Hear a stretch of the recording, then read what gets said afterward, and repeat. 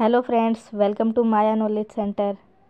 आज हम पढ़ेंगे इग्नू की बुक बीपीएससी 133 का सेकंड चैप्टर तुलनात्मक राजनीति विश्लेषण की विधियाँ। इसमें हम पढ़ेंगे 2.2 पद्धति पर कुछ विचार, 2.3 तुलनात्मक पद्धति तुलना क्यों, जिसमें आएगा सामाजिक वैज्ञानिक अनुसंधान और समाकलनात्मक चिंतन।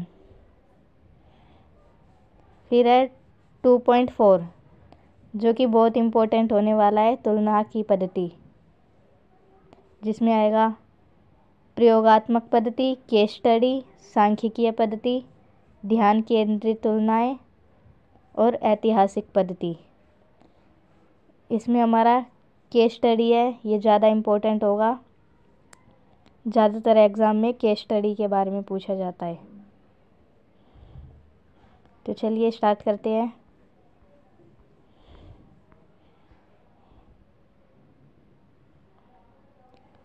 टू पॉइंट टू पद्धति पर कुछ विचार। तुलनात्मक पद्धति का अध्ययन करने से पहले आइए हम ये देखें कि यथार्थ में पद्धति क्या है और उसे क्यों इतना महत्वपूर्ण माना जाता है। जैसा कि हमें अपने अनुभव से पता है कि पद्धति किसी वस्तु को सहजता से निष्पादित करने की एक उपयोगी, सहायक और शिक्षाप्रद तरीका है। उदाहरण के लिए, सिमटने वाले फर्नीचर का एक हिस्सा एक निर्देशक पुस्तिका के साथ आता है, जो उसे खड़ा करने के लिए विभिन्न कदमों के माध्यम से हमारा मार्गदर्शन करती है। अब जब हम कुछ फर्नीचर लेते हैं या कुछ भी लेते हैं तो उसके साथ एक निर्देशक पुस्तिका आती है, जिसमें लिखा होता है कि इसे कैसा खड़ा करना है, कैसे इसे खोलना है, क्या क्या करना है। वो पुस्तिका हमारा मार्गदर्शन करती है। ऐसे ही कुछ हम अगर खाने की चीज़ें जैसे लेते हैं, उसमें लिखा होता है इसमें इतने कप पानी डलेगा, इतने कप चीनी डलेगी। पुस्तिका उसके रैपर के ऊपर ही लिखा होता है। इसी प्रकार एक परिघटना का अध्ययन करते समय पद्धति कार्य करने के तौर तरीके की ओर इशारा करेगी, परंतु सिमटने वाले फर्नीचर के हमारे उदाहरण की तरह ना होकर हमें संभवतः आरंभ में ही अपने अन्वेषण के अंतिम स्वरूप या परिणाम के बारे में जानकारी नहीं मिल सकती। हमारे पास शायद अंतिम परिणाम की ओर हमारा मार्गदर्शन करने वाली एक परिशुद्ध निर्देशक पुस्तिका भी ना हो। हमारे पास केवल फर्नीचर के हिस्से और उसे खड़ा करने के लिए औजार होंगे। दूसरे शब्दों में, अवधारणाएं और तकनीक। इन अवधारणाओं जैसे विचार, चिंतन और धारणाएं और तकनीकों, डेटा, आंकड़े एकत्रित करने के तरीके का एक निश्चित परिघटना के बारे में अधिक जानकारी, समझ या व्याख्या करने के लिए विशिष्ट तरीकों से प्रयोग करना होगा। इस प्रकार यह कहा जा सकता है कि डेटा, आंकड़ों के संबंध में विशिष्ट अवधारणा के प्रयोग करने के तरीकों का संगठन ही पद्धति है। अब जो हमारी अवधारणाएं है और तकनीक है, इसके संदर्भ में विशिष्ट अवधारणाओं के प्रयोग करने के तरीके को पद्धति कहलाए।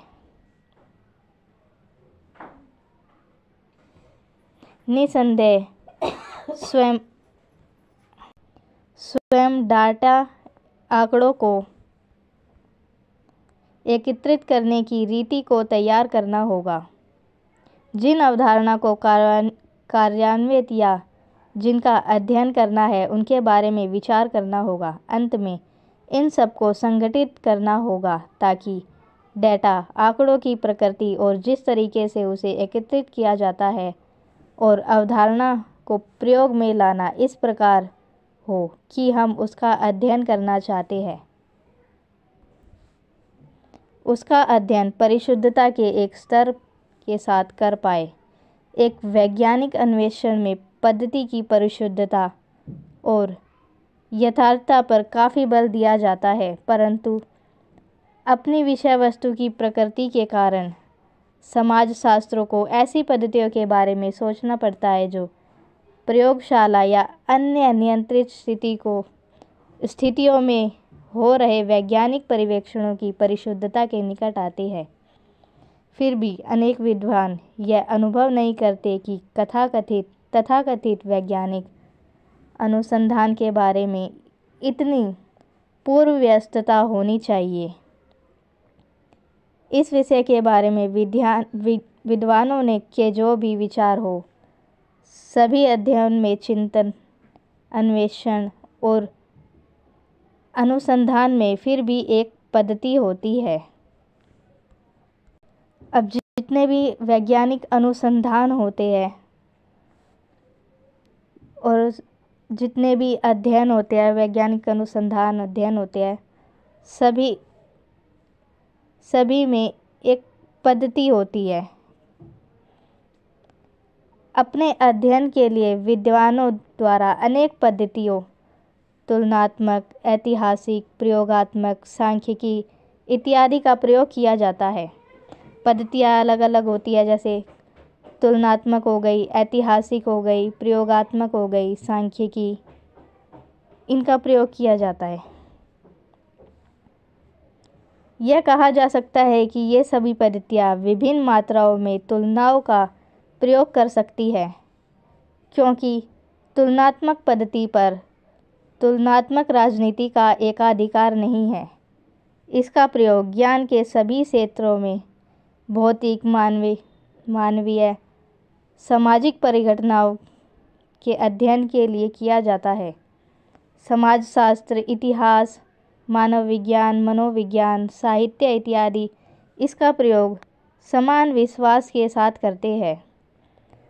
इन विषयों ने तुलनात्मक पद्धति का प्रयोग उन अध्ययनों को उत्पन्न करने के लिए किया जिनका उल्लेख विभिन्न प्रकार से पार संस्कृति, जैसा कि मानव विज्ञान और मनोविज्ञान में, और पार राष्ट्रीय, जैसे कि राजनीति शास्त्र और समाजशास्त्र के रूप में किया जाता है, जो विभिन्न क्षेत्रों पर बल देते हैं। अब इसमें बोला गया है तुलनात्मक पद्धति पर सिर्फ तुलनात्मक राजनीति का ही अधिकार नहीं है, बल्कि भौतिक, मानवीय और सामाजिक परिघटनाओं का अध्ययन के लिए भी इनका प्रयोग किया जाता है, जैसे समाजशास्त्र हो गया, इतिहास, मानव विज्ञान, मनोविज्ञान, सभी में तुलनात्मक पद्धति का उपयोग किया जाता है।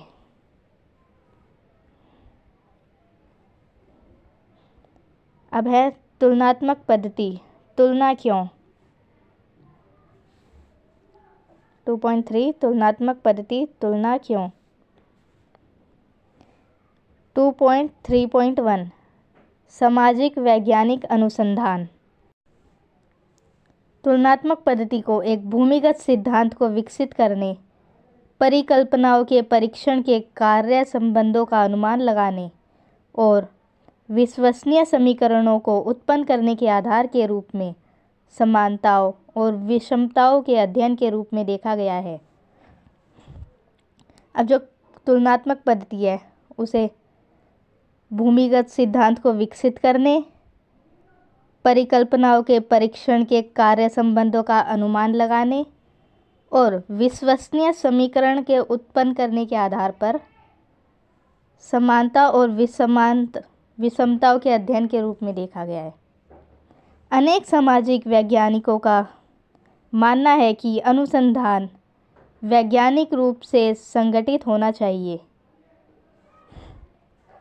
अनुसंधान है वैज्ञानिक रूप से संगठित होना चाहिए। अनेक विद्वानों का ये मानना है।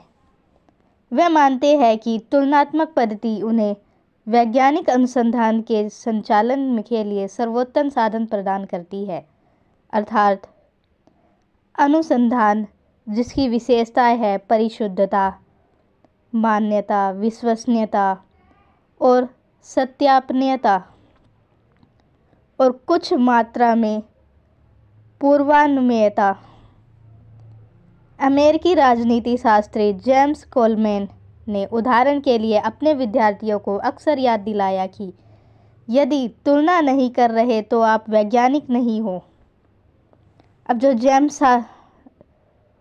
जो राजनीतिक शास्त्री है जेम्स कोलमैन, उसने अपने विद्यार्थियों को अक्सर ये याद दिलाया है कि अगर आप तुलना नहीं कर रहे तो आप वैज्ञानिक नहीं हो। इसी प्रकार स्वानसन ने इस बात पर बल दिया कि बिना तुलना के वैज्ञानिक चिंतन और समस्त वैज्ञानिक अनुसंधान के बारे में सोचना अनिवार्य था।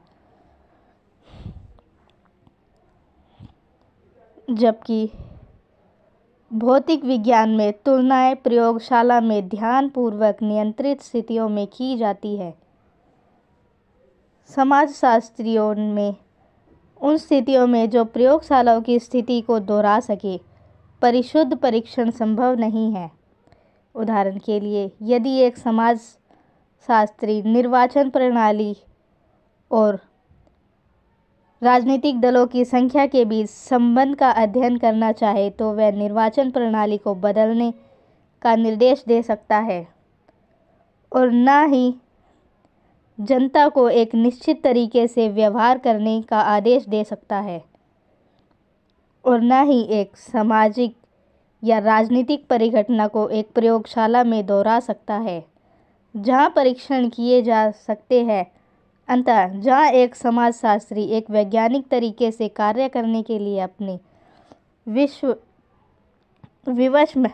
को विवश महसूस कर सकता है, वही जिसे वैज्ञानिक अन्वेषण के रूप में स्वीकार किया जाता है, उसे सामाजिक परिघटना शायद अनुमति न दे। इसमें था एक जो समाजशास्त्री होता है वो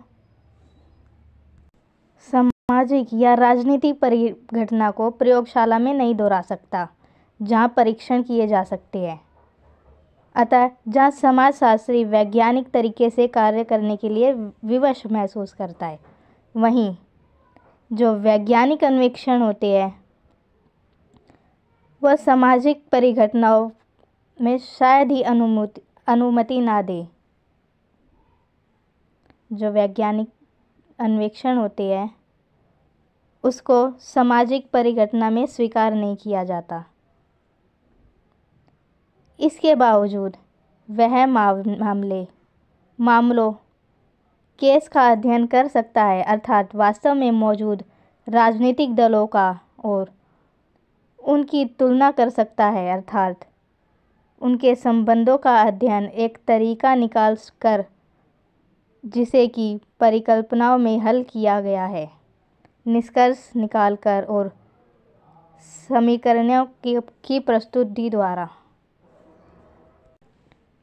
इस प्रकार वैज्ञानिक दृष्टि से प्रयोगात्मक पद्धति से कमज़ोर होने के बावजूद तुलनात्मक पद्धति को एक वैज्ञानिक पद्धति के सबसे निकट माना जाता है, जो सामाजिक परिघटनाओं की व्याख्याएं खोजने के लिए और सैद्धांतिक प्रस्तावों और सामान्यीकरण प्रस्तुत करने के लिए सर्वश्रेष्ठ संभव अवसर प्रदान करती है। अब आप यह प्रश्न पूछ सकते हैं कि तुलनात्मक पद्धति को क्या खासियत वैज्ञानिक बनाती है।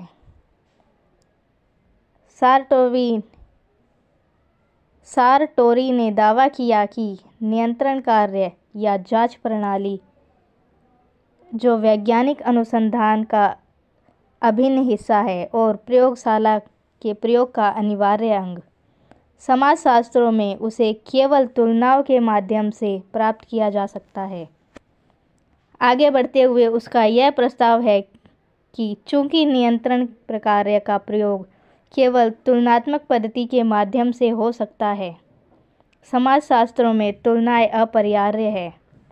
अपने नियंत्रणकारी सैद्धांतिक प्रस्तावों को बनाए या भविष्यवाणी करने वाली निश्चित परिघटनाओं की व्याख्या करने वाले सैद्धांतिक कथनों के लिए तुलनाओं का वैज्ञानिक महत्व है और उसके लिए भी जिसे वह दूसरों के अनुभव से सीखना कहता है। इस संदर्भ में यह बताना महत्वपूर्ण है कि तुलनात्मक पद्धति में भविष्यवाणियों की प्रवृत्ति का एक संभाव्य कारण कार्य संबंध है। इसका अर्थ यह है कि यह अपने परिणामों को केवल संभावनाओं या संभाव्यताओं के रूप में अभिव्यक्त कर सकते हैं, अर्थात स्थितियों के एक निश्चित समुच्चय द्वारा एक प्रत्याशित परिणाम दिया जाना।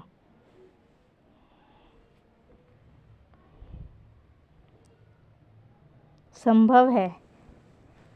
यह वैज्ञानिक अनुसंधान निर्धारक कारण कार्य संबंध से भिन्न है, जो निश्चितता पर बल देता है, अर्थात स्थितियों का एक निश्चित समुच्चय प्रत्याशित परिणाम अवश्य उत्पन्न करेगा।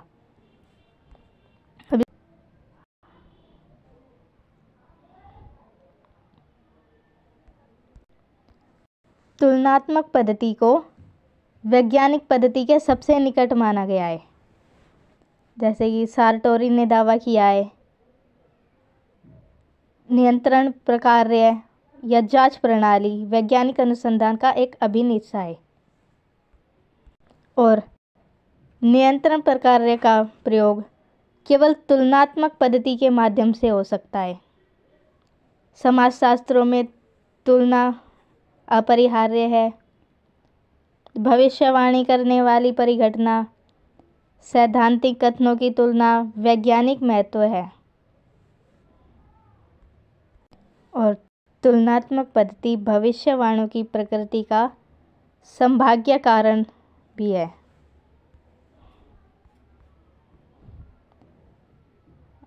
अब आते हैं 2.3.2 समाकलनात्मक चिंतन। जबकि कुछ सामाजिक वैज्ञानिक एक वैज्ञानिक अन्वेषण के विकास के लिए तुलनात्मक पद्धति का प्रयोग करते हैं, कुछ अन्य के लिए तुलनाओं के साथ चिंतन विशिष्ट सामाजिक और राजनीतिक परिघटना के विश्लेषण का एक अभिन्न हिस्सा है। स्वानसन, जिसने यह दावा किया कि तुलनाओं के बिना चिंतन कल्पनातीत है, इस उपागम का प्रतिनिधि है। उनके अनुसार किसी को आश्चर्य नहीं होना चाहिए कि तुलनाएं अंतर्निहित और सुव्यक्त सामाजिक वैज्ञानिक के कार्यों में व्याप्त होती है और आरंभ से ऐसा करती आई है। भूमिकाओं, संगठनों, समुदायों, संस्थाओं, समाजों और संस्कृतियों में तुलनाएं। प्रसिद्ध जर्मनी समाजशास्त्री एमिल दुर्खिम भी पुष्टि करता है कि तुलनात्मक पद्धति अनुसंधान को केवल वर्णनात्मक रहने से रोकने में सक्षम बनाती है। अब स्वानसन यह बोल रहा है कि किसी को आश्चर्य नहीं होना चाहिए कि तुलना अंतर्निहित और सुव्यक्त है। यह हर कार्य में व्याप्त होती है और आरंभ से ऐसा होता है। भूमिका, संगठन, समुदाय, संस्था, समाजों और संस्कृतियों में तुलनाएं, हर चीज़ में तुलना हमें देखने को मिलती है और ये करना ज़रूरी भी है। स्मेल्सर ने भी दावा किया कि बिना तुलना के वर्णन काम नहीं आते। वह प्रमाण देता है कि साधन रूप से आबाद और लोकतांत्रिक जैसे सरल वर्णनात्मक शब्द स्थितियों को एक ऐसे जगत की पूर्व कल्पना करते हैं जो अधिक या कम आबाद है या अधिक या कम लोकतांत्रिक है और एक स्थिति का बयान वर्णन केवल दूसरी के संदर्भ तुलना में किया जा सकता है। अब स्मेल्सर भी ये बोल रहे हैं बिना तुलनाओं के वर्णन काम नहीं आते। ये बता रहे हैं जैसे एक साधन रूप से आबाद और लोकतांत्रिक जैसे सरल देश की तुलना ऐसे देश से की जाएगी जो अधिक या कम आबाद है या अधिक या कम लोकतांत्रिक है। अनेक विद्वानों का यह मानना है कि इस प्रकार की एक जगत परिकल्पना जिसमें संबंधों के समुच्चय के अंतर्गत एक वर्णनात्मक वर्ग को रखा जा सकता है, उसका बेहतर विश्लेषण करने में हमारी मदद करती है। अतः मनोरंजन महत्व घटनाओं में केवल समानताओं और विषमताओं को न देखते हुए संबंधों पर बल डालने का प्रयास करता है। अवरोक्त या उसके शब्द में तुलना और व्यक्तिरेत उपागम, तुलना करना और अंतर बनाना उपागम, अंततः द्विभागीकरण में एक अभ्यास ध्रुवित करने के लिए एक क्रिया बनकर रह जाएगा। दूसरे शब्दों में, ऐसा अभ्यास प्रतिरूपों का वर्गीकरण कर एकाकी कक्षों के समूह में करेगा, जिसके फलस्वरूप एक तुलनात्मक अभ्यास केवल समूह के अंदर समानताओं और उसके बीच विषमताओं का पता लगाना मात्र बन जाएगा। एकता और विरोध से के संबंधों की पहचान करने के लिए हमें अपने प्रश्नों को बदलना होगा। इसका अर्थ यह होगा कि पूछे गए प्रश्न ऐसे होने चाहिए कि उनके उत्तर केवल समानताओं और विषमताओं को ही नहीं, बल्कि उनके बीच जो संबंध है उसे भी स्थापित करें। केवल तभी जाकर संयुक्त राज्य अमेरिका और ब्रिटेन जैसी राजनीतिक प्रणालियों की तुलनात्मकता को समझा जा सकता है, जो उदाहरण के लिए अपनी सरकारों के स्वरूप की दृष्टि से भिन्न है।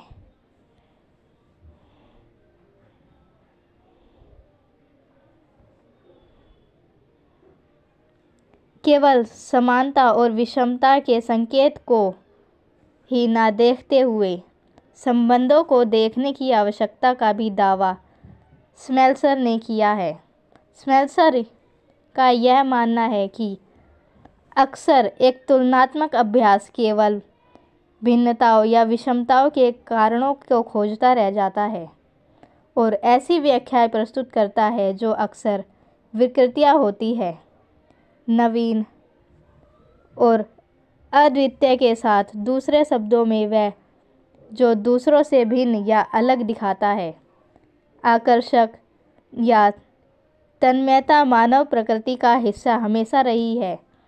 ऐतिहासिक दृष्टि से एक ऐसी प्रवृत्ति रही है जो या तो एक पूर्ववर्ती युग के शुद्ध अन्वेषण के रूप में इस भिन्नता की प्रशंसा करती है, अथवा जिसे सामान्य व्यवहार माना जाता है, उसके विचलनों के रूप में देखती है। इस प्रकार समानता और भिन्नता पर बल दिए जाने के परिणाम स्वरूप समानताओं या एक रूपता को मानकों के रूप में और विषमता को रूपांतरों के मानक के विचलन के रूप में देखे जाने की संभावना हो सकती है। ऐसे विचलनों के लिए प्रस्तुत की गई व्याख्याएं केवल विकृतियां नहीं हो सकती, बल्कि अवसर द्विचर प्रतियोगियों, पदानुक्रमों, यहाँ तक कि आदर्श और विपथगामी के रूप में वर्गीकरणों या वर्गों श्रेणीकरणों का कारण बनती है। असमान संबंधों की एक प्रणाली में भिन्नताओं और उनके कारणों का आरोपण का परिणाम अक्सर भिन्न समझे जाने वाले समूह के अधिकारों से वंचित करना होता है। हमने उपनिवेशवाद के इतिहास में देखा कि उपनिवेशों की जनता को स्वतंत्रता और स्वशासन के लिए अधिकार से वंचित किया गया था। उपनिवेशवादी राष्ट्र ने इस वंचन को न्यायसंगत ठहराने के लिए पराधीन जनता को स्वशासन के लिए असमर्थ बनाया, क्योंकि उनकी सामाजिक संरचनाएं और धार्मिक विश्वास भिन्न थे। भिन्न की स्थिति का निरूपण यहाँ शक्ति के प्रेक्षण स्थल से आया। उपनिवेशवादी राष्ट्रों के नज़रिए से ऐसी स्थिति में द्विचर प्रतियोग, जैसे पश्चिम और पूर्व, ऐसे राष्ट्रों या लोगों की ओर इशारा कर सकते हैं जिनका वर्णन न केवल भिन्न विशेषताओं से युक्त लोगों के रूप में किया जा सकता है, बल्कि समय की दृष्टि से भी जिनके प्रतीक अस्तित्व है। इस प्रकार यहाँ एक और उपनिवेशवादी ब्रिटिश को आधुनिकीकरण की एक अवस्था तक पहुँचे हुए रूप में देखा जा रहा है। वहीं पराधीन भारतीयों को समयहीनता की एक स्थिति में रहते हुए देखा जाता था। दूसरे शब्दों में, एक पिछड़े हुए अतीत में कैद। फिर भी ऐतिहासिक दृष्टि से हम एक ऐसे विश्व में रह रहे हैं जिसकी विशेषता एरिक वुल्फ के शब्दों में अंतःसंबंध है।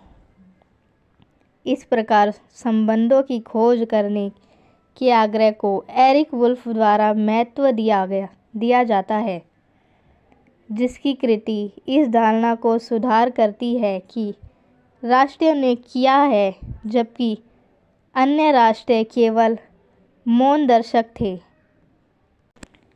वुल्फ यह दर्शाता है कि ऐतिहासिक दृष्टि से अंतःसंबंध राज्यों और राष्ट्रों के जीवन का तथ्य रहे हैं और अब भी कायम है।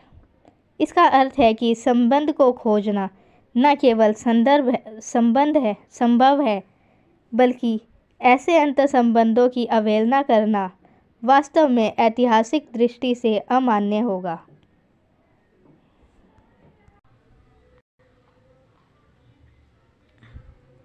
अब है तुलना की पद्धतियाँ।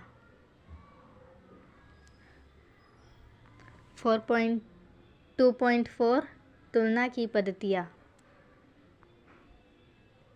राजनीतिक शास्त्र के अध्ययन में विद्वानों ने अनेक प्रकार की तुलनात्मक पद्धतियों का प्रयोग किया है। व्यापक रूप से प्रयोग की जाने वाली तुलना की कुछ पद्धतियाँ निम्न प्रकार से है। ये इम्पोर्टेंट होगा हमारा, ज़्यादातर एग्ज़ाम में यही पूछा जाता है। तुलना की पद्धतियाँ, कौन कौन सी तुलना की पद्धतियाँ है, या इनमें से किसी भी एक पॉइंट को उठा के पूछ लेंगे कि प्रयोगात्मक पद्धति से आप क्या समझते हैं, केस स्टडी से आप क्या समझते हैं। ऐसे क्वेश्चन हमें एग्ज़ाम में देखने को मिलेंगे। तो चलिए हम देखते हैं 2.4.1 प्रयोगात्मक पद्धति।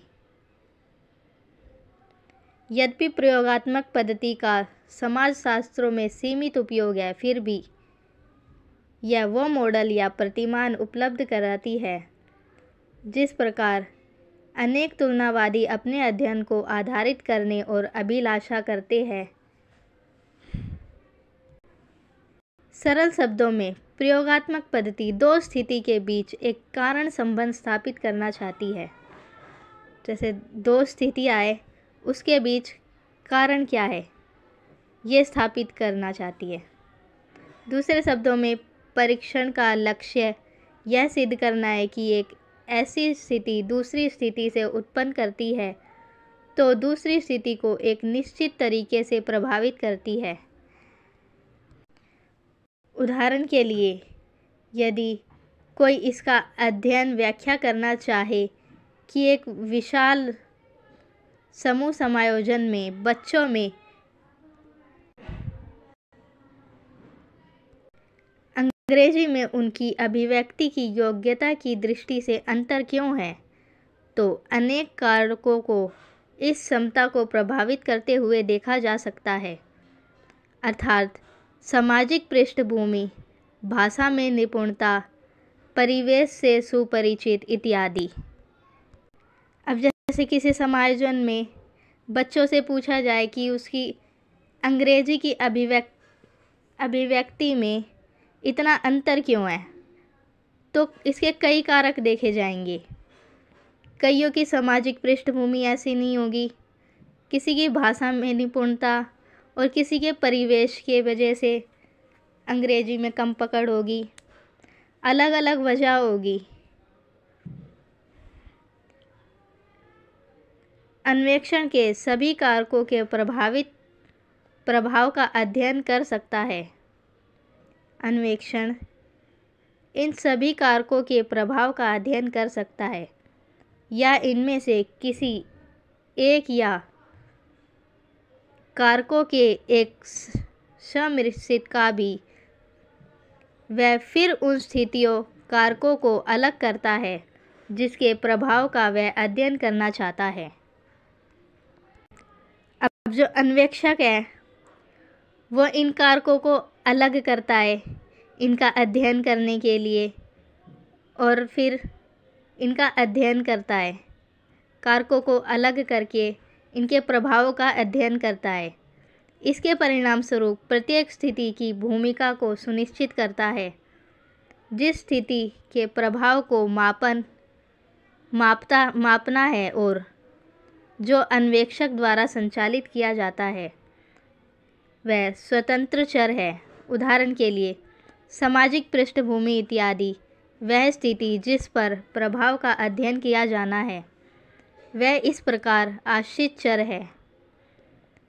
अतः अभिव्यक्ति की योग्यता पर सामाजिक पृष्ठभूमि के प्रभाव के अध्ययन के लिए रूपांकित एक प्रयोग में सामाजिक पृष्ठभूमि स्वतंत्र चर होगा और अभिव्यक्ति की योग्यता आश्रित चर। अन्वेषक एक परिकल्पना तैयार करता है जिसे दो स्थितियों के बीच संबंध के रूप में वर्णित किया जाता है, जिसका परीक्षण उस प्रयोग में किया जाता है, अर्थात उच्चतर सामाजिक आर्थिक पृष्ठभूमि से आने वाले बच्चे विशाल समूह समायोजन में अंग्रेजी की अभिव्यक्ति की बेहतर योग्यता प्रदर्शित करते हैं। प्रयोग के परिणाम अन्वेषक को अपने निष्कर्षों की व्यवहार्यता के संबंध में सामान्य प्रस्ताव प्रस्तुत करने में और अन्य पूर्व अध्ययनों से उसकी तुलना करने में सक्षम बनाएंगे। इसमें था दो स्थितियों के बीच कारणों का पता लगाना, उनके कारकों का जो उसे प्रभावित करती है उनका अध्ययन करना था प्रयोगात्मक पद्धति में, जिसका उदाहरण हमने अंग्रेजी के बच्चों के रूप में देखा। अब है केस स्टडी।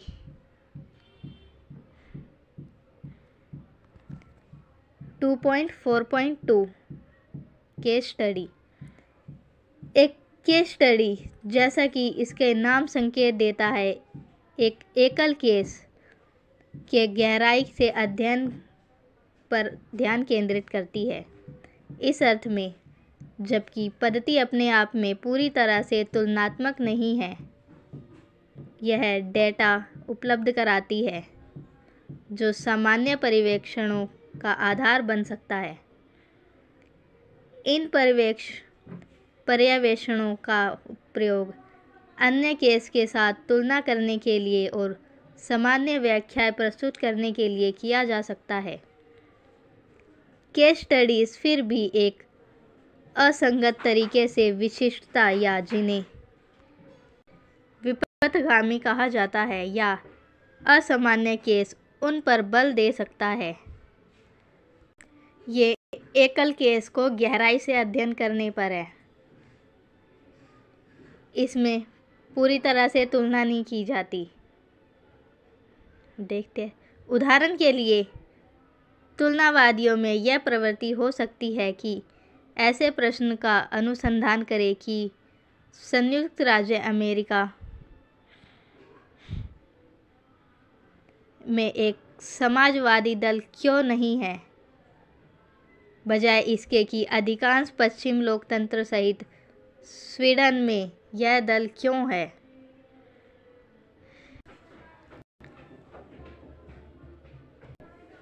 एलेक्स डी टोकविल के शास्त्रीय अध्ययनों 18वीं शताब्दी के France, the old regime and the French revolution और 19वीं शताब्दी में के संयुक्त राज्य अमेरिका, डेमोक्रेसी इन अमेरिका का हम संक्षेप में अध्ययन करेंगे, यह दर्शाने के लिए कि एकल केस पर केंद्रण द्वारा तुलनात्मक व्याख्याएं कैसे हो सकती है। उसके दोनों अध्ययन भिन्न प्रश्न पूछते हुए प्रतीत होते हैं। फ्रांस के संदर्भ में वह यह स्पष्ट करने का प्रयास करता है कि 1789 की फ्रेंच क्रांति क्यों हुई और संयुक्त राज्य अमेरिका के संदर्भ में वहाँ सामाजिक समानता की स्थितियों के कारण और परिणामों का अध्ययन देता हुआ दिखाई देता है। यद्यपि इन दोनों कृतियों के बीच विषय की आधारभूत एकता है, यह एकता आंशिक रूप से दोनों में मिलते जुलते वैचारिक मुद्दों में टोकविल की पूर्व व्यवस्था के कारण है, अर्थात समानता और असमानता, तानाशाही और स्वतंत्रता तथा राजनीतिक स्थिरता और अस्थिरता और सामाजिक संरचना तथा सामाजिक परिवर्तन के पर उसके विचार। साथ ही दोनों अध्ययनों की बुनियाद में कुलीन तंत्र और लोकतंत्र असमानता से समानता की और पश्चिम ऐतिहासिक संक्रमण की निष्ठुरता के संदर्भ में उसका दृढ़ विश्वास भी है। अंततः यह तथ्य है कि इन दोनों अध्ययन में दूसरा राष्ट्र एक अनुपस्थित केस या प्रतिनिर्देश के रूप में कायम रहता है और यही इन व्यक्तिगत कृतियों को तुलनात्मक बनाते हैं और कुछ लोगों के अनुसार एक एकल तुलनात्मक अध्ययन बनाते हैं। इस प्रकार अमेरिकी समाज का उसके द्वारा विश्लेषण फ्रेंच समाज पर उसके परिप्रेक्ष्य द्वारा प्रभावित हुआ और यही विपरीत क्रम से भी हुआ। अमेरिकी केस को जन्म से लोकतंत्र के एक शुद्ध केस के रूप में देखा गया, जहां समानता की दिशा में सामाजिक विकास क्रम लगभग अपनी प्राकृतिक सीमाओं तक पहुंच चुका था, जिसके फलस्वरूप राजनीतिक स्थिरता उसके विशाल मध्यम वर्ग में सापेक्ष वंचन की भावना की क्षीणता और परिवर्तन के प्रति एक रूढ़िवादी दृष्टिकोण से की स्थिति उत्पन्न हुई। फ्रेंच केस एक कुलीन तंत्र था, पदानुक्रम असमानताओं की एक प्रणाली, जिसने 18वीं शताब्दी में एक संक्रमण की अवस्था में प्रवेश किया था, जिसमें समानता के साथ समानता की अपेक्षाओं और इच्छाओं के मिश्रण की स्थिति थी, जो कुलीन तंत्र और समानता के दो सिद्धांतों के अस्थिर मिश्रण में परिणत हुई, जो तानाशाही की ओर ले गई और जिसका समापन 1789 की क्रांति में हुआ।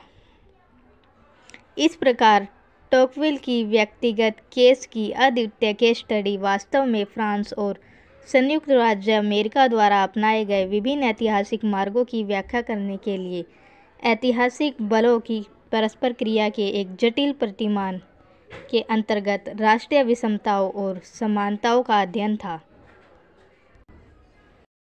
अब केस स्टडी में है किसी एकल केस का अध्ययन करना, उसका गहराई से अध्ययन करना, जो कि पूरी तरह से तुलनात्मक नहीं है,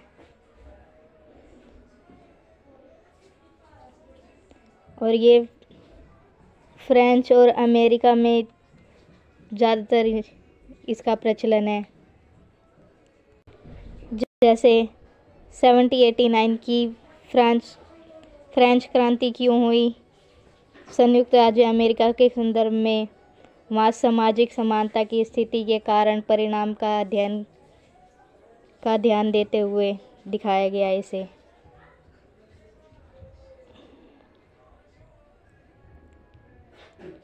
समानता, असमानता, तानाशाही, स्वतंत्रता, राजनीतिक स्थिरता, अस्थिरता, सामाजिक संरचना, सामाजिक परिवर्तन, इस तरह का पूरी तरह से अध्ययन किया जाता है एक केस पे। अब आगे देखते हैं सांख्यिकीय पद्धति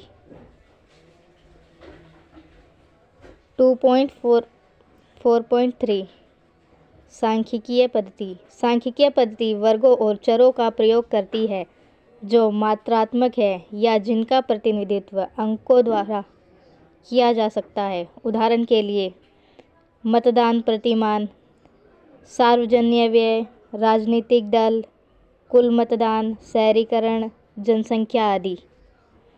सांख्यिकीय पद्धति में वर्गों और चरों का प्रयोग होता है और जो मात्रात्मक है, जिनको अंकों और संख्याओं द्वारा व्यक्त किया जा सकता है। जैसे हो गया मतदान, हो गया सार्वजनिक व्यय, राजनीतिक दल, कुल मतदान, शहरीकरण, जनसंख्या, जिसमें संख्याएं आती है, उसे सांख्यिकीय पद्धति कहते हैं। इसके नाम से ही पता चल रहा है। यह समानांतर रूप से अनेक चरों के प्रभाव संबंधों के अध्ययन के लिए अद्वितीय अवसर प्रदान करता है। परिशुद्ध डेटा को एक सुगठित और दृष्टिगत रूप से प्रभावी तरीके से प्रस्तुत करने में यह लाभकारी है, जिसके कारण समानताएं और विषमताएं संख्यात्मक प्रतिनिधित्व के माध्यम से दृष्टिगोचर होते हैं। इसके कारण समानताएं और विषमताएं संख्यात्मक रूप से दिखाई जा सकती है। कोई भी डेटा होता है वो संख्या में ही होता है। यह तथ्य है कि अनेक चरों का अध्ययन के साथ किया जा सकता है। अनेक चरों का अध्ययन एक साथ किया जा सकता है। संबंध की दृष्टि से जटिल व्याख्याओं को खोजने का भी अद्वितीय अवसर प्रदान करता है। सांख्यिकीय पद्धति का प्रयोग दीर्घकालीन प्रवृत्तियों और प्रतिमानों की व्याख्या और तुलना में तथा भावी प्रवृत्तियों के बारे में भविष्यवाणी को प्रस्तुत करने में भी सहायक है। अब जो सांख्यिकीय पद्धति है, दीर्घकालीन प्रवृत्ति ज़्यादा समय तक टिकी रहती है। कोई आंकड़े वाकड़े है, कोई डाटा है, तो दीर्घ समय तक, हमें लंबे समय तक इनको संभाल के रख सकते हैं।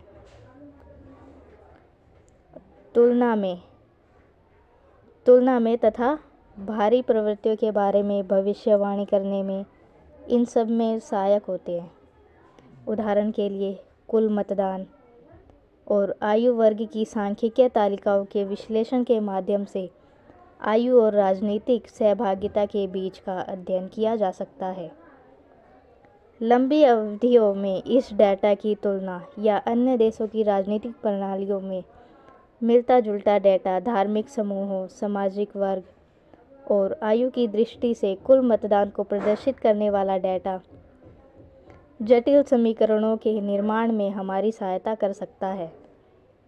उदाहरण के लिए मध्यवर्गीय हिंदू 25 और 30 की आयु के बीच पुरुष मतदाता सर्वाधिक उत्साही मतदाता है। पार राष्ट्रीय तुलना ऐसे जांच परिणाम दे सकती है, जैसे 25 से 30 आयु के बीच की मध्यवर्गीय महिलाओं द्वारा भारत जैसे विशाल राष्ट्रों की तुलना में पश्चिम लोकतंत्र में मतदान करने की ज़्यादा संभावना है। इस पद्धति की उपयोगिता इसकी सापेक्ष सुलभता में है, जिससे यह विभिन्न चरों से निपटती है, परंतु यह संपूर्ण उत्तर देने में या पूरी तस्वीर प्रस्तुत करने में असफल हो जाती है। फिर भी उन संबंधों और उन व्याप्त श्रेणियों के बारे में जिनका प्रयोग सांख्यिकीय पद्धति अपने संख्यात्मक प्रतिनिधित्व को सुगम बनाने के लिए प्रयोग करती है, अधिक व्यापक व्याख्याएं देने के लिए गुणात्मक विश्लेषण के साथ इस पद्धति का प्रयोग किया जा सकता है। अब ये तो आपको समझ आ ही गया होगा कि किसी भी प्रकार का डेटा हो, चाहे वो मतदान का हो या जनसंख्या का हो, ये सब सांख्यिकी में आता है। अब है ध्यान केंद्रित तुलनाएं। 2.4.4 ध्यान केंद्रित तुलनाएं। यह अध्ययन राष्ट्रों की एक छोटी संख्या को लेते हैं, अक्सर केवल 2 युग्मित या द्विआधारी तुलनाएं, और प्रायः इन राष्ट्रों की राजनीति के निश्चित पहलुओं पर ध्यान केंद्रित करते हैं, बजाय सभी पहलुओं पर। ये राजनीति के निश्चित पहलू पर ध्यान केंद्रित करती है, बजाय सभी के। कोई छोटा मोटा कोई या महत्वपूर्ण पहलू ले लेंगे, उस पर ध्यान केंद्रित करते हैं, ना कि पूरी राजनीति पर। विभिन्न राष्ट्रों में इस पद्धति के माध्यम से लोक नियतों या सफलतापूर्वक तुलनात्मक अध्ययन किया गया है। लिपसेट दो प्रकार के द्विआधारी या लुग्मित तुलनाओं के बीच अंतर बनाना है, निहित और सुस्पष्ट। निहित द्विआधारी तुलना में अन्वेषक का अपना राष्ट्र, जैसे टोकविल द्वारा अमेरिका का अध्ययन, संदर्भ का कार्य कर सकता है। सुस्पष्ट युग्मित तुलना में तुलना के लिए दो स्पष्ट केस होते हैं। इन दो राष्ट्रों का अध्ययन उनके विशिष्ट पहलुओं के संबंध में किया जा सकता है। उदाहरण के लिए, भारत और चीन में जनसंख्या नियंत्रण की नीति या दो देशों की संपूर्णता में, उदाहरण के लिए आधुनिकीकरण की प्रक्रिया के संदर्भ में अवरोक्त बाद वाला अध्ययन, दो केस के समानांतर अध्ययन की ओर जा सकता है, जिसमें संबंध के अध्ययन के लिए बहुत कम गुंजाइश होगी। अब 4.2.5 ऐतिहासिक पद्धति। ऐतिहासिक पद्धति को अन्य पद्धतियों से इस प्रकार अलग किया जा सकता है कि वह कारणात्मक या कारण संबंधी व्याख्याओं को खोजते हैं। ऐतिहासिक पद्धति में कारण संबंधी व्याख्याओं को खोजते हैं, जो ऐतिहासिक दृष्टि से संवेदनशील होते हैं, जो ऐतिहासिक दृष्टि से महत्वपूर्ण होंगे, संवेदनशील होंगे, ऐसी व्याख्याओं को खोजते हैं। इसमें एरिक वुल्फ इस पर बल देता है कि कोई भी अध्ययन जो समाजों और मानवीय क्रियाओं के कारणों को समझने का प्रयास करता है, वह केवल समस्याओं और तकनीकी हल जो तकनीकी शब्दावली में प्रस्तुत किए जाने हो, उनकी खोज नहीं कर सकता। महत्व की बात यह थी कि एक विश्लेषणात्मक इतिहास का प्रयोग किया जाए, वर्तमान के कारणों को अतीत में खोजता हो।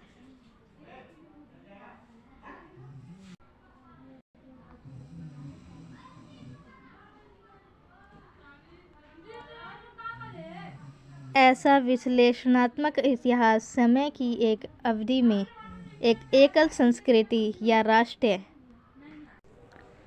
एक एकल संस्कृति क्षेत्र या जहाँ तक कि एक एकल महाद्वीप के अध्ययन से विकसित नहीं किया जा सकता था, बल्कि मानव संख्याओं और संस्कृतियों के बीच संपर्क, परस्पर क्रियाओं और परस्पर संबंधों के अध्ययन से संभव था। ऐतिहासिक अध्ययनों ने एक ऐतिहासिक परिप्रेक्ष्य में सामाजिक और राजनीतिक परिघटनाओं की कारणात्मक व्याख्याओं को ढूंढने के लिए एक या अधिक केस पर ध्यान केंद्रित किया है। एकल केस स्टडीज, जैसा कि पिछले खंड में उल्लेख किया गया है, सामान्य वक्तव्य उत्पन्न करने का प्रयास करते हैं, जिन्हें अन्य केस पर लागू किया जा सकता है। थेडा स्कोपोल ध्यान दिलाती है कि एक से अधिक केस का प्रयोग करने वाले तुलनात्मक ऐतिहासिक ध्यान मोटे तौर पर दो श्रेणियों में आते हैं: तुलनात्मक इतिहास और तुलनात्मक ऐतिहासिक विश्लेषण। तुलनात्मक इतिहास का सामान्य रूप से ढीले तरीके से किसी अध्ययन का उल्लेख करने के लिए प्रयोग किया जाता है, जिसमें राष्ट्रीय राज्यों, संस्थापक संकुलों या सभ्यताओं के दो या अधिक ऐतिहासिक प्रक्षेप पथ को एक साथ रखा जाता है।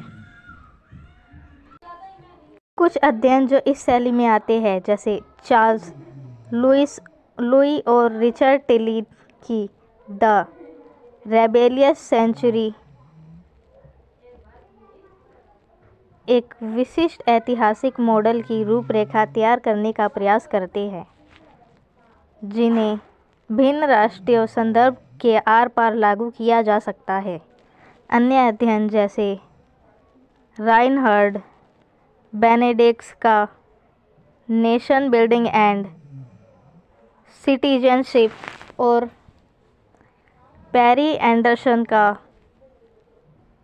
लिनिजियस ऑफ द एब्सोल्यूट स्टेट, तुलना का प्रयोग मूल रूप से राष्ट्रों या सभ्यताओं के बीच विषमताओं को उजागर करने के लिए करते हैं, जिसकी पृथक समष्टियों के रूप में कल्पना की गई है।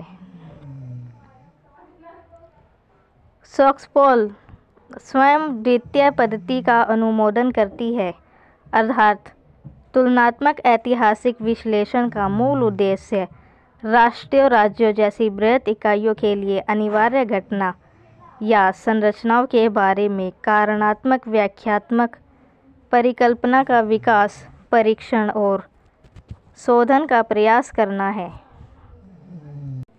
यह था हमारा तुलनात्मक इतिहास, जो कि ऐसी व्याख्याओं को खोजते हैं जो ऐतिहासिक दृष्टि से महत्वपूर्ण होते हैं, और इसमें मोटे तौर पर ऐतिहासिक अध्ययन को 2 श्रेणियों में रखा गया है। तुलनात्मक इतिहास हो गया और तुलनात्मक ऐतिहासिक विश्लेषण। चैप्टर यहीं पे ही ख़त्म हो जाता है। आई होप आपको समझ आया हो। अगर आपको वीडियो अच्छी लगी हो तो वीडियो को लाइक कर चैनल को सब्सक्राइब करना ना भूलें। Thank you so much video में लास्ट तक बने रहने के लिए।